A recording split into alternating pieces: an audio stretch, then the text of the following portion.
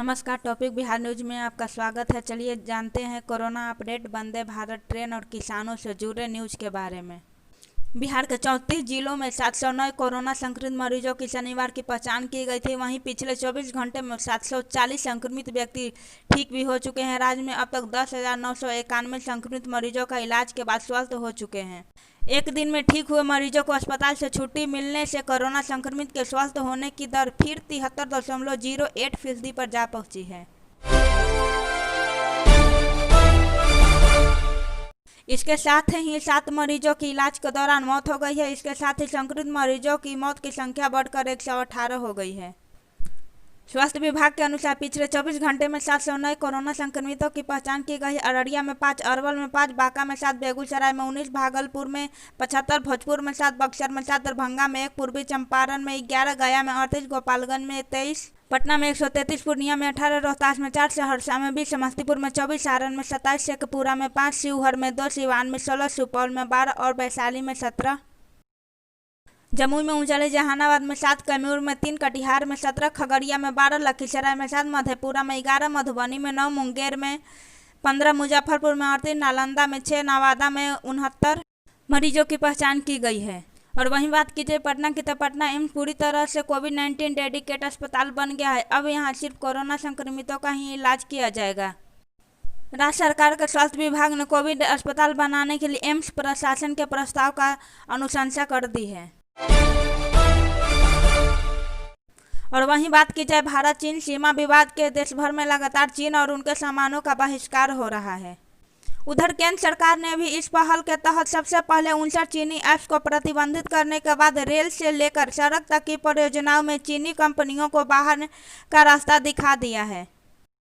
चीन से तनाव के बीच भारत में चीनी कंपनियां अपने आर्थिक साम्राज्य को बढ़ाने में जुटी हुई है। हैरानी की बात है कि लद्दाख में हाल ही में भारत और चीन की सेना में टकराव के बावजूद चीनी कंपनियां भारत के बड़े बड़े टेंडरों में शामिल हो रही है और अरबों का ठेका हासिल करने में जुटी हुई है। हालांकि देश में अभी भी कई परियोजनाएं हैं जिसमें चीनी कंपनियां शामिल हैं।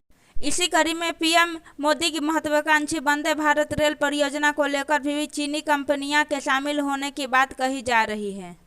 यही कारण है कि confederation of all India tenders ने शनिवार को इस बारे में रेल मंत्री पीयूष गोयल को पत्र लिखा है। कैंट ने कहा है कि भारतीय रेलवे की यह परियोजना प्रधानमंत्री नरेंद्र मोदी के मेक इन इंडिया के आह्वान का एक हिस्सा है। इसीलिए इस तथ्य और वर्तमान में चल रही परिस्थितियों को देखते हुए चीनी कंपनियों को इस परियोजना में भाग लेने की अनुमति नहीं देनी चाहिए। इसमें यह भी कहा गया है कि रेल मंत्रालय को इस परियोजना के लिए भारतीय कंपनियों पर भी जोर देना चाहिए।